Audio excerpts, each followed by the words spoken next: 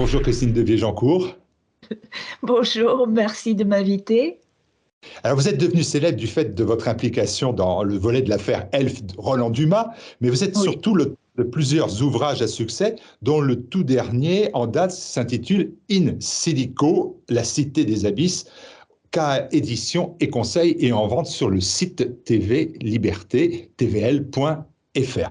Madame, l'intrigue de votre roman prophétique se déroule dans un monde de science-fiction, mais pas si loin de notre réalité. Votre héroïne, Hélène, référence à Tolkien, vit dans cette cité étrange d'In Silico, puce au poignet, pucée, asservie. C'est la description très aboutie d'un monde du tout contrôle, ce monde du tout contrôle qui se profile dans notre société actuellement. exactement. Et vous savez, ce qui est fou, c'est que ce livre, je l'ai écrit en 2012. Donc, je sentais les choses arriver. Il faut dire que j'ai baigné aussi dans un milieu où j'étais quand même très informée depuis longtemps. Je savais bien tout ce qui se passait, j'en entendais, et j'en ai vu, et j'ai payé pour avoir vu. Et puis, vous savez, dans toutes ces affaires d'État, il y a toujours des fusibles. Donc, je fus un des fusibles. Je les ai bien aidés. Puisque dans mon affaire, il y a surtout des rétrocommissions énormes sur l'affaire des frégates à Taïwan que la France avait vendues. Et donc, effectivement, ces rétrocoms, ça fait déclencher un véritable scandale. Et il fallait qu'il y ait quelqu'un pour payer. Donc, ce fut moi, avec de la prison, avec des menaces, avec des contrats sur ma vie, avec 5 années en gilet pare-balles dans Paris. Croyez-moi que ça marque une femme, hein, pour longtemps, je ne peux pas oublier.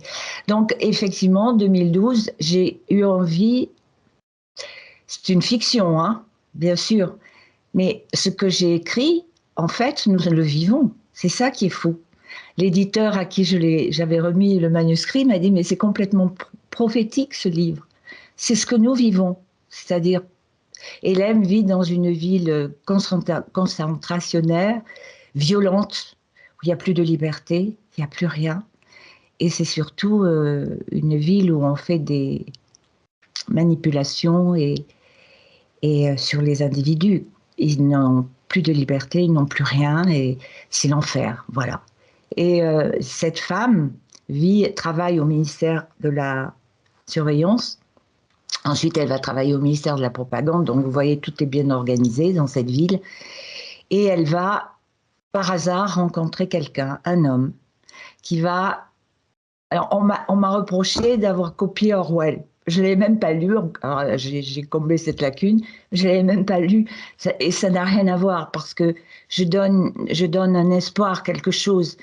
C'est-à-dire que cet homme va l'amener dans un autre monde parallèle, qu'on peut appeler le pays des rêves, et elle va découvrir non seulement l'amour, puisqu'ils vont tomber amoureux, mais surtout qu'il peut y avoir une autre vie, la vie que normalement nous devrions tous avoir.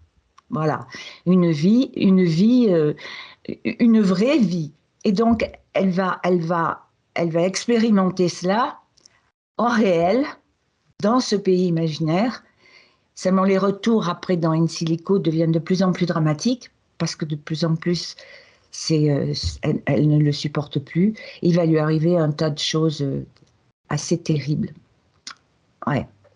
Manipulation génétique sur les prisonnières parce qu'elle va aller en prison. Enfin, c'est un peu aussi ce que j'ai vécu qui m'a nourri ce livre parce que j'ai souffert beaucoup. Dans ce monde, il n'y a pas d'autre issue, je vous cite, que de courber l'échine. Et le fait est que l'on est surpris par le manque de réaction de la population à cet asservissement. Ou peut-être plus trop surpris après l'épisode sanitaire. Bah, écoutez, qu'est-ce qu'on vit? C'est pas la même chose. On est complètement soumis. Alors effectivement, dans In Silico, c'est difficile de s'en sortir. Ils sont suivis sans cesse, il n'y a plus aucune liberté, il n'y a plus rien. Mais regardez-nous, qu'est-ce qu'on vit? Il n'y a plus d'état de droit. La Constitution a été bafouée. On n'a plus, qu'est-ce qui nous reste? On n'a plus rien. Le chômage, la perte des libertés, et puis surtout une propagande. C'est eux qui ont fait le boulot. Une propagande avec des médias contrôlés par les oligarques. Je veux dire que c'est difficile, les gens à la fin, mais il faut qu'ils se réveillent. Vous voyez, au lieu d'appeler, comme dit notre cher ami Schwab, au lieu d'appeler ça le grand reset, moi j'ai envie d'appeler ça le grand réveil, parce que les gens commencent à se réveiller. Et grâce à Dieu, il y a eu des gens qui se sont battus comme vous, comme TV Liberté, et bien d'autres, et nous sommes toute une grande famille à nous battre. Moi, je fais que ça de 4, 5, 6 heures par jour, à alimenter, à essayer d'éveiller les gens. Il faut qu'ils s'en sortent, parce que là, on est sur un volcan, on va à la catastrophe, là. On va en reparler. Le maître incontesté de la planète Terre, dans votre ouvrage, In Silico, s'appelle Lorus Schild. Il dit, je vous cite encore, « N'oubliez jamais que pour conserver l'efficacité d'une prison sans mur et obtenir l'esclavage volontaire, notre système doit garder les apparences de la démocratie et pour les esclaves, l'amour de la servitude. » On dirait du Klaus Schwab. Et voilà. Mais vous savez, à l'époque, je ne connaissais pas Klaus Schwab. Je n'avais pas rien lu en 2012.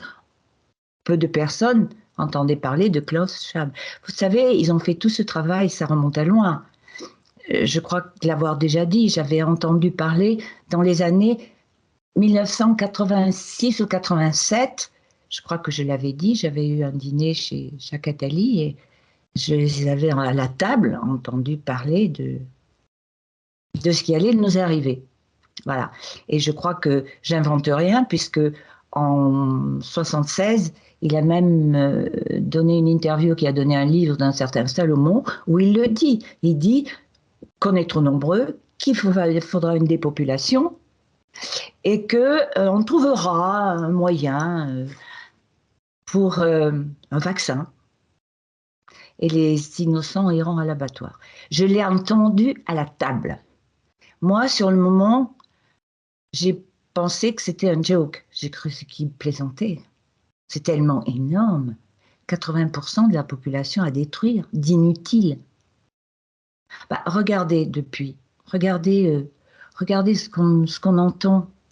Que les gens sont des bons à rien, sont des riens, notre président ne se gêne pas. Il faut dire que dans les halls de gare, il croise que des imbéciles et des inutiles. Je suis désolée, mais on y est complètement dedans. Et dans ce livre, à l'époque, je n'avais jamais entendu parler de Schwab, du grand reset. Il a sorti son livre, il ne s'en cache pas. C'est écrit noir sur blanc, le programme d'enfer. Quand vous dites « j'ai côtoyé le pouvoir d'un peu trop près », j'assistais souvent à des discussions qui ne laissaient aucun doute sur leurs intentions. Vous parlez du mépris du peuple, du projet de dépopulation. Et quelle était à ce moment-là votre réaction? L'acceptation? Le silence? Mais non, je n'y croyais pas, monsieur. Je n'y croyais pas. C'est tellement énorme. Comment vous pouvez croire ça? Surtout dans les années 87, 88. Non, c'était 88. On peut pas, c'est à l'époque où j'entendais parler de ça, puis après, bien sûr, j'ai compris. Mais sur le moment, j'ai cru qu'il plaisantait. Enfin, que c'était une mauvaise plaisanterie entre nous. Hein. Mais on ne peut pas croire des choses pareilles. Et vous savez ce qu'il y a de terrible? Aujourd'hui, pour les gens, pour les citoyens, c'est que on a toujours cru, depuis toujours, que les gens qui nous dirigent sont là pour nous protéger. Et d'un seul coup, qu'est-ce qu'on réalise? Que ces gens-là sont en train de nous supprimer, de nous tuer. Donc, je veux dire que c'est absolument épouvantable. Moi aussi, je tombe des nues, mais les gens, vous imaginez, moi j'étais déjà préparée à tout ça parce que j'en ai entendu. Par la suite, j'en ai entendu des vertes et des pas mûres, mais pour les gens qui ont confiance et qui votent pour eux, vous vous rendez compte ce que ça signifie? Ils votent pour leur bourreau. Votre héroïne, elle s'évade, comme vous le faites à travers vous, l'écriture, l'illustration ou la musique. Est-ce que c'est par la culture qu'on peut quitter ce monde-là? C'était votre choix, loin de la France. Bien sûr, bien sûr. Je pense qu'il faut savoir prendre du recul. Et il faut savoir, et c'est pour ça que dans ce livre, je l'envoie dans ces pays imaginaires ou réels, on ne sait pas trop où est l'imaginaire, où est le réel. Mais vous savez, il y a une phrase que je retiens toujours, qui est très belle, de Gérard de Nerval, que j'adore, où il dit « Je n'ai jamais pu percer sans frémir ces portes de corne et d'ivoire qui nous séparent de l'invisible. » Et c'est un peu ça aussi le thème du livre. on a dit, et puis il dit aussi que le rêve est une seconde vie. Donc, et vous savez, je l'ai expérimenté en prison. Je crois que j'aurais pas tenu le coup sans les rêves. C'est pour ça aussi que ce livre parle du rêve. C'est très important. Il faut que les gens lisent. Il faut que les gens s'intéressent à plein d'autres choses. Il faut qu'ils écoutent de la musique. Il faut qu'ils regardent un jardin, une fleur, un arbre.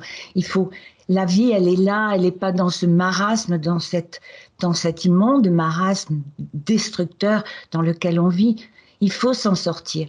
Et c'est vrai que à travers ce livre, j'essaie de montrer. Et puis si on va jusqu'au bout du livre, on se rend compte que finalement on va gagner. On ne peut pas détruire la vie. Elle est plus forte que tous les démons. La culture, le rêve, l'éloignement. Vous avez été condamné à 18 mois de prison ferme, 12 mois avec sursis, 5 mois de détention. Vous avez connu à ce moment-là les feux de la rampe aussi. Vous avez été mis au pilori par la presse et les journalistes, en dehors de la justice. Pour votre rôle dans l'affaire Elf, quel regard vous portez aujourd'hui sur ce moment-là, sur ce milieu? C'est-à-dire déjà, est-ce que la justice avait raison? Bon, d'accord. Effectivement, j'ai fait 6 mois de prison, torturée par une magistrate pas très claire, pas très jolie. Et c'est vrai, déjà, on finit avec le rêve. C'est vrai que on m'a permis, à Fleury-Mérogis, de travailler à la bibliothèque tout de suite, parce qu'ils ont vu que j'allais craquer. Et on m'avait mis en prison pour me faire parler. En fait, la magistrate voulait des noms que je n'ai jamais donnés. C'est pour ça que j'y suis restée 6 mois. J'aurais pu le faire. Je ne l'ai pas fait, parce que je crois que c'est pas bien. Pour moi, la justice, c'était pas ça. C'était une horreur. Bon, alors après ça, je savais pourquoi j'étais là. On m'avait dit d'ailleurs, le premier soir où on m'a incarcéré, les gens de la brigade financière, dans la voiture qui m'emmenait au palais de justice, on m'avait dit, si vous donnez les noms, vous n'allez pas en prison. J'ai pas donné les noms, j'ai fait 6 mois de prison. Et quand je suis sortie, j'avais plusieurs solutions. C'est ou tout continuer à tout prendre sur le dos, ou me battre. Et j'ai choisi de me battre. En 99, j'ai commencé à me battre et à dire tous pourris. J'avais fait la une de trois quotidiens. Tous pourris. Et là, je suis rentrée dans le combat. Et là, les coups sont tombés. Il y a eu un contrat sur ma vie en juin 80. Je perds les dates. 98, 99. Il y a eu un contrat sur ma vie. J'ai passé 5 ans en gilet pare-balles dans Paris. Tous les matins, coup de téléphone, sur mon répondeur, il y avait des messages. On me disait d'aller choisir les clous de mon cercueil. Et on m'a fait envoyer des gens de certaines loges qui sont venus chez moi pour me dire que j'avais rien compris au film, qu'il fallait que je prenne tout sur moi et que j'allais le payer très cher. Et croyez-moi, je l'ai payé très cher et ma famille aussi. Ma mère en est morte parce qu'après la justice, il y a eu le fisc. Et le fisc a pris tous les comptes de mes 2 fils, a pris la maison de famille. Ma mère en est morte, elle a déclenché un cancer. Ça a été un ouragan. Pour se sortir de là, croyez-moi, il faut être très forte. Donc, qu'est-ce que j'ai fait? J'ai sauvé ma peau. Comment? J'ai fait les plateaux télé, non-stop, sans arrêt. Et j'ai écrit et je convoquais. Je passais mes journées entières à essayer de faire comprendre ce qui s'était passé. Moi, l'affaire Elf, j'ai rien à voir là-dedans. J'ai travaillé, j'ai fait mon travail. Bon, on a dit que c'était fictif, il fallait bien trouver une raison. Le plus grave, c'était les frégates à Taïwan. Et vous savez, le comble, c'est que j'étais une manipulatrice, une Mata-Hari, une pute, enfin j'ai tout eu à cause des frégates de Taïwan, parce qu'il y a eu beaucoup d'argent reversé. Et moi, ça a passé sur un de mes comptes et j'ai rendu cet argent à la France parce que c'était pas pour moi. Mais j'ai jamais donné le nom de la personne à qui c'était destiné. Ok? Et ce qui est complètement fou, c'est que j'ai jamais dit, personne ne saura pour qui c'était. Moi, je sais garder les secrets. Mais je me suis dit, si tu veux t'en sortir, il n'y a qu'une solution, c'est te protéger, c'est faire tous les médias. Et j'ai accepté, je passais 8 heures par jour sur les plateaux télé, auprès des journalistes pour essayer d'expliquer que c'était l'affaire des frégates à Taïwan, qui est le plus gros scandale, a dit Van Ruynebeck, le juge. Le plus gros scandale de la Ve République en nombre de morts et argent détourné. Et c'est Christine qui payait pour tout ça. Donc, je suis allée sur les plateaux télé et à chaque fois, à la fin, je disais, si je meurs, ça ne sera pas un accident. Mais il y a 20 morts autour de moi. 20 morts qui connaissaient l'affaire des frégates, qui avaient travaillé à Taïwan ou ailleurs, et qui me disaient, ils vont te tuer, arrête, arrête, ils vont te tuer, ils sont morts. Passés par les 5e étages, cancer fulgurant, enfin, ça a été une horreur. Et tout ça, je ne sais plus pourquoi je vous disais ça, pour les frégates à Taïwan. Oui, le plus drôle, c'est que je suis la putain de la frégate des frégates à Taïwan, mais aujourd'hui, entre la Chine et Taïwan, ça va plus très très bien, ok. Et le journal Le Monde, alors ça, j'ai reçu une alerte. Le journal Le Monde, je dis ça y est, qu'est-ce qu'ils me veulent encore? Je faisais la une pendant des années. Le journal Le Monde m'encense parce qu'il paraît que c'est grâce à moi qu'on a équipé et armé Taïwan. Non, mais on est chez les dingues. Je vais vous dire, on est complètement chez les dingues. Bon, bref, tout ça pour vous dire que je me plonge dans les rêves de plus en plus. Madame de Viégeancourt, sur ces questions, j'en ai encore une ou deux seulement, mais elles m'intéressent. Allez-y. Psychologie, moins par l'affaire d'État ou le scandale d'État, mais par votre psychologie. Parce que à ce moment-là, la presse s'en prend à vous en disant il faut faire tomber la putain de la République. Et là, ce qui est incroyable, cette injure, vous allez la faire vôtre. Et vous en faire le titre d'un de vos livres qui raconte cette trajectoire. Et je me suis dit, c'est reprendre ce qualificatif pour se désigner soi-même, c'était quoi? Est-ce que c'était de la forfanterie, de la provocation ou finalement un immense bras d'honneur? C'est tout simple. Tout ça? Tout simple.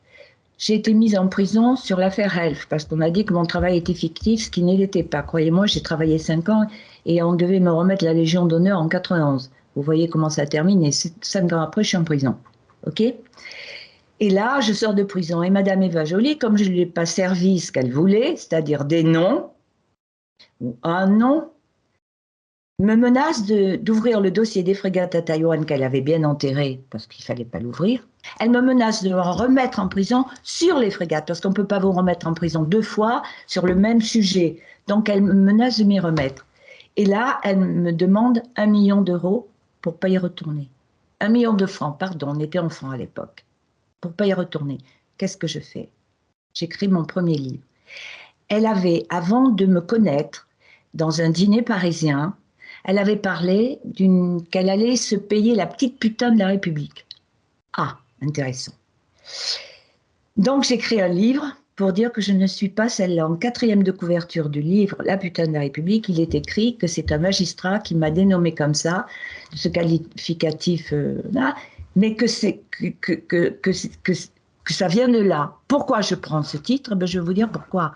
Parce que j'ai pas 1 million de francs pour pas retourner en prison. Là, je tuais mes gosses, je tuais ma mère, tout de suite, tout le monde. Donc, il fallait que je trouve une solution. J'écris ce livre. Je fais venir tous les plus grands éditeurs de Paris chez moi pour pas que le manuscrit circule. Ils le lisent à la maison et je demande un avaloir. On me propose des sommes, 300 000, 200 000, et c'est Kalman Levy qui m'a proposé 600 000 francs. Il me manquait 400 000 francs pour faire 1 million.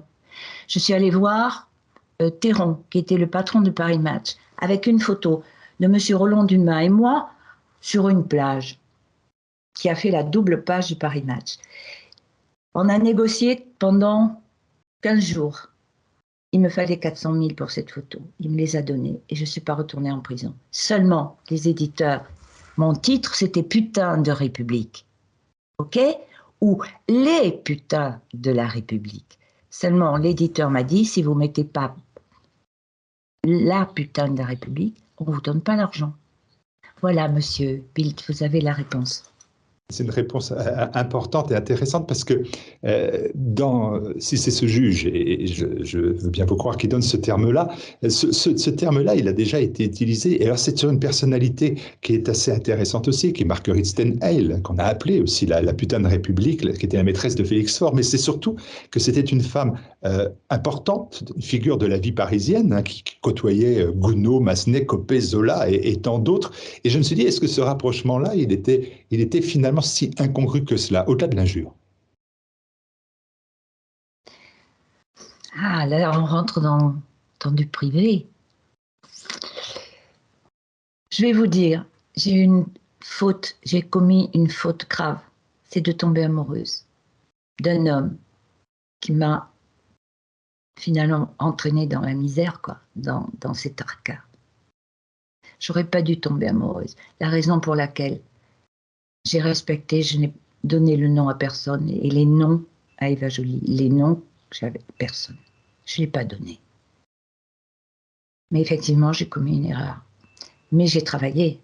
C'est-à-dire que Elf Aquitaine, vous savez, une boîte, une pétrolière ne peut pas travailler sans avoir derrière des contacts énormes avec le ministère des Affaires étrangères. Normalement, ce sont 5 ambassadeurs à la retraite qui font le travail non-stop. Ils sont partis en vacances. C'est moi qui ai fait le boulot pendant 5 ans. Croyez-moi, j'ai fait du travail. Seulement, effectivement, c'était séparé en deux. Il y avait ma vie privée, mais il y avait le travail. OK ? Et quand j'allais au Quai d'Orsay, où j'allais pratiquement tous les jours, parce que je travaillais pour Elf Aquitaine, c'était le ministre que j'allais voir. C'était rien d'autre. J'ai fait mon boulot. Et j'ai fait gagner beaucoup d'argent à la pétrolière Elf Aquitaine.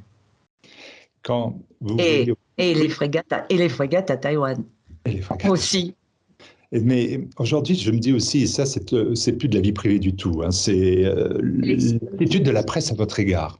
Elle est duale, elle est même contradictoire, car vous allez avoir une presse qui va, dans un temps, vous encenser, une presse qui va vous aider. Vous parlez de Téron et de Paris Match, qui, de fait, va vous apporter un soutien, tout au moins financier, en contrepartie, avec des contreparties. Et puis une grosse presse qui va pas vous lâcher, qui va essayer de vous détruire, et qu'on retrouve aujourd'hui encore, parce que je suis effaré par le fait que, par exemple, vos positions actuelles, notamment sur l'Ukraine, suscitent encore un tumulte médiatique.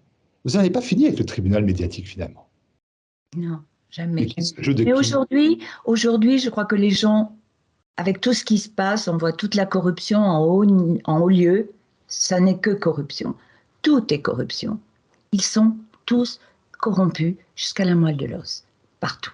Mais c'est pas d'hier, ça date de longtemps. Donc, effectivement, moi, le problème, c'est que ce nom, la putain de la République, s'est imprimé sur moi. Mais en même temps, il ferait mieux aujourd'hui de penser à les putains de la République. Ou les macros de la République, j'en sais rien, mais on peut trouver un autre titre. En tout cas, moi, aujourd'hui, je ne suis ni riche, ni rien. Je veux dire, j'ai pas l'argent qui se sont tous engrangés dans les paradis fiscaux. OK, je sais, je connais les noms, je sais qui a touché sur les frégates à Taïwan. Il y a eu plus de 4 milliards de francs détournés. Je sais dans les poches de qui. Et vous voyez, je dis rien. Je pourrais dire les noms, puisque même Roland Dumas me les donnait. Vous n'avez pas répondu sur l'attitude de la presse. Comment vous la jugez? La presse? Mais la presse, comment vous voulez que je... Mais vous la voyez, la presse, aujourd'hui, monsieur? Est-ce que vous la voyez? Vous voyez le travail qu'elle fait? Vous avez vu comment on traite la Russie? Mais la presse, elle fait le travail qu'on lui demande. La presse, elle est aux ordres. Mais je leur en veux même pas. Parce que si demain, ils changeaient d'avis, ils perdent leur boulot. Et ils ont peut-être des enfants, un foyer, ils ont besoin de garder leur boulot. Ils sont pris à la gorge aussi. Ils ne peuvent pas s'en sortir. Ou il faut être très courageux pour venir travailler sur des télés comme la vôtre. Il faut être courageux. Merci. Christine Devier-Joncourt, il n'en reste pas moins que vous êtes quand même un mystère, parce que vous me faites un livre, et vous nous faites un livre in silico, dans lequel on dit, ben voilà, finalement, l'évasion, c'est par le rêve, dans ce monde imaginaire dans lequel je vais m'évader, dans lequel je vais survivre, grâce à la culture. Et d'un autre côté, je vois encore sur des engagements politiques et citoyens. Mais parce que j'ai la rage. Mais parce que j'ai la rage, parce que j'en sais trop, parce que j'en ai trop vu. Je suis allée 2 fois à Taïwan, j'ai vu ce qui s'est passé, j'ai payé pour tous ces gens. J'ai fait le tour du monde sans cesse pour Elf Aquitaine. Je travaillais pour Thomson à l'époque, qui s'appelle Thales maintenant. Vous savez que je les ai tellement fichus dans la... Hein? qu'ils ont dû changer de nom de Thompson. Ils ont dû, à un moment donné, changer le nom, le passer en Thalès, tellement de Guéjoncourt foutait le bazar. Mais je veux dire, vous croyez qu'on sort de tout ce que j'ai vécu, de tout ce que j'ai entendu, de comment fonctionne la France, de qui sont ces gens qui nous gouvernent? Vous croyez que j'ai pas envie de me battre? Je vais vous dire autre chose. En 2014, je rencontre, à l'époque, j'étais sur Facebook. J'y suis plus parce que je suis virée de LinkedIn, virée 5 fois de Facebook. Regarde, il me reste plus que VK et Telegram. Voilà. Et à l'époque, j'entends parler du Donbass, avec des morts, des gosses qui crevaient et tout, qu'on bombardait. L'Ukraine, ils sont ukrainiens aussi, ok? Et donc, il y avait plein de gens qui s'occupaient de ça, qui essayaient de faire des choses. Donc, Xavier Moreau, que j'ai rencontré, tous ces gens-là. Et ils ont fait une énorme réunion à Genève pour pouvoir récolter de l'argent pour envoyer aux gens du Donbass, de Donetsk. Alors moi, comme j'ai pas d'argent à donner, j'ai fait des illustrations, puisque j'illustre beaucoup les livres. Je vais vous en parler avant de vous quitter. Et j'ai fait plein d'illustrations. Et avec ces illustrations, je suis partie à Genève et on les a vendues. Ça a payé des trucs pour refaire les toits. Je suis là. Vous imaginez qu'à l'époque, on se disait tous, mais est-ce que ces gens sont russophiles? Ce sont des Russes, l'Ukraine aussi. C'est le berceau aussi, c'est la Russie, c'est la même chose. Pourquoi ces gens, on est en train de les tuer? L'Europe ne bouge pas. Les accords de Minsk, passés à la trappe. Je dis, mais qu'est-ce qu'attend Poutine pour aller les sauver? Zut! On bombarde les écoles, on bombarde, c'est une catastrophe. Donc, j'ai compris après pourquoi. Mais parce qu'il fallait qu'ils se préparent entre les sanctions et machin. C'est pas que je défends Poutine, je défends pas Poutine, je défends ce qui se passait. J'ai vu ce qui se passait dans le Donbass. J'avais des gens là-bas, on communiquait sans arrêt. Je voyais les dégâts où la France, nous, on disait rien. J'ai même essayé de parler, je vais pas dire son nom, mais un député qui faisait pas mal de choses et qui était assez proche de la Russie, mais il m'a dit, je ne peux rien faire. Je vais être virée de l'Assemblée nationale, virée de partout. Vous croyez pas que j'ai envie de me battre, de continuer à me battre? Mais jusqu'à ma mort, je serai encore avec le glaive à la main. J'en peux plus, moi, de ce pays. Il faut qu'on se réveille là. Il faut que les gens se réveillent vite. Tout est faux, tout est trafiqué, tout est mensonge. Les élections sont truquées. Il n'y a pas qu'en Amérique, hein, c'est partout, c'est chez nous. Regardez depuis ces 3 derniers présidents, mais où on va? Mais qu'est-ce qu'on va devenir? Et on va nous faire bouffer des vers maintenant. Non, j'ai pas envie de rire. Non, non, mais il faut mieux en rire encore. Les insectes ne nous ont pas attaqués. Ah, c'est pas possible. Est-ce que vous vous consacrez aussi, vous l'avez dit, et on l'a dit, à l'écriture, la preuve par in silico, Je peux vous montrer quelque chose? Je peux vous en profiter? Oui, allez, montrez-nous. Je vais vous dire quelque chose d'important. Figurez-vous que... Ça, c'est par Skype, je le dis pour les... Figurez-vous que quand ça a été fini, mes affaires judiciaires, en 2005, on venait chercher ma maison. C'était pas assez de m'avoir fait souffrir. L'argent qu'on me reprochait n'était pas pour moi, je l'ai rendu. Non, mais on continuait, on me demandait 11 millions d'euros. Et j'avais rien. J'avais même pas de retraite à l'époque, j'avais rien du tout.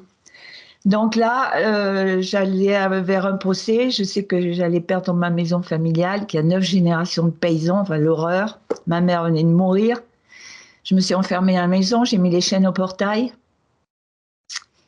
Et là, mon fils à Paris m'a dit, maman, tu vas couler. Là, je crois que j'étais au bout du rouleau, hein, avec tout ce qu'on m'avait fait depuis 1997, 2005. Je ne pouvais plus là. De vivre à Paris en gilet pare-balles pendant 5 ans, en peur pour mes enfants. Et là, mon fils m'a envoyé une palette graphique et j'ai commencé à dessiner. Mon père était artiste peintre et ma mère était prof de français. Je me suis enfermée. J'ai attendu que l'orage passe. Je me suis battue encore fort avec Bercy pour cet argent qu'on me demandait. Et qu'on ne me prenne pas ma maison, parce que là, j'étais à la rue complet, j'avais plus rien avec mon sac à dos. Et je me suis mise à inventer une histoire. Et cette histoire, oh, il y a des traces de tout ce qu'on vit aussi dedans. Mais c'est une héroïque fantaisie. est très inspirée des pays nordiques, puisque je suis mariée avec un Norvégien pour faire la nique à Eva Jolie. J'ai épousé un Norvégien. Et j'ai écrit ça. Et je peux vous les montrer? Ah ben, bien sûr, si on arrive à... Le premier livre avec 3 tomes dedans. Et ça, c'est le dernier qui vient de sortir à l'instant. Alors, on le voit mal parce qu'on est par Skype. Comme vous l'avez dit, nous ne êtes pas en France. Et vous le voyez en face? Alors, il va falloir se Voilà. lever. Eh bien, Voilà. ce petit Lord Gwyn m'a sauvé la vie. J'allais me suicider parce que j'en pouvais plus de leur saloperie. Voilà. Et ça, je voulais rendre hommage à l'éditeur qui m'a publié à Paris. Parce que vous savez, Monsieur Bildt, je n'ai plus d'éditeur parce que je suis classée par Monsieur Reichstadt en numéro 3, complotiste, sur Conspiracy Watch. Donc tout le monde me fuit. Donc j'ai quelques éditeurs encore qui ont confiance et qui n'ont pas peur, je veux dire. Il y a quelques gens. K édition pour une silico. Merci. Alors, pour une silico, lisez-le parce que la fin va vous remonter les chaussettes. Et puis courage, on va y arriver. Merci à vous, madame. Merci à vous. Merci de m'avoir invitée.